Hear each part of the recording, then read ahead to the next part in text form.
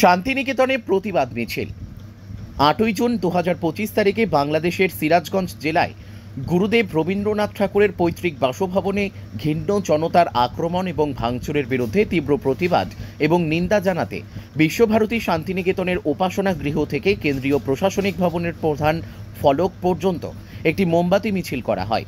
শান্তিনিকেতনের রীতিনীতি মেনে এই মোমবাতি মিছিলে অংশগ্রহণ করেন বিশ্বভারতীর উপাচার্য প্রবীর কুমার ঘোষ, জনসংযোগ আধিকারিক অতীক ঘোষ, এছাড়াও বিশ্বভারতী বিশ্ববিদ্যালয়ের অধ্যাপিকা ছাত্রছাত্রী সহ শান্তিপূর্ণ মোমবাতি মিছিলে পা মেলালেন ও প্রতিবাদ জানানো হয়। কাজী আমিরুল ইসলামের রিপোর্ট, এস নিউজ বাংলা। তার বিরুদ্ধে বিশ্বভারতী তীব্র প্রতিবাদ জানালো এবং সেই তীব্র প্রতিবাদ জানিয়ে সেই ধর্ষণমার্জনার বিরুদ্ধে তীব্র প্রতিবাদ জানিয়ে আজকে আমরা এই প্রতিবাদ মিছিল শেষ করছি। আপনাদের সকলকে অনুরোধ করবে মোমবাতিগুলি দেওয়ালের পাশাপাশি ওখানে যেভাবে লাগানো হয়েছে সেভাবে লাগিয়ে দিয়ে শেষ করছি।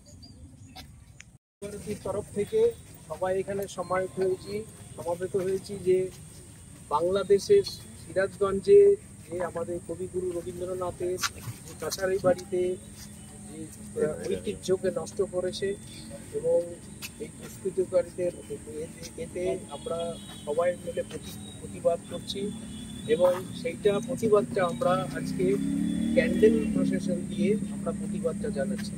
এর আগেও আমরা প্রতিবাদ এই পাহেলগাঁওয়ের ব্যাপারেও আমরা সব একসঙ্গে মিলে বিশ্বভারতীর তরফ থেকে করেছি এবং এইসব রবীন্দ্রনাথ ঠাকুরের যে আমাদের কবিগুরুর যে কোনো ঐতিহ্য আমরা কখনোই এইভাবে নষ্ট হতে দেব না। তার জন্য আমাদের সবসময় আমাদের প্রতিবাদ থাকবে এবং আমরা সবাই একসঙ্গে মিলে বিশ্বভারতীর তরফ থেকে এর জন্য প্রতিবাদ জানাচ্ছি এবং আমরা সবাই এখানে ছাত্র ছাত্রী কর্মী সভা সবাই এসে আমরা এখানে আজকে ক্যান্ডেল প্রসেশন নিয়ে আমরা মুভ করব। এখান থেকে আমরা সেন্ট্রাল অফিস থেকে পর্যন্ত যাব এই প্রতিবাদে। এইটাই আজকে আমাদের ব্যবস্থা।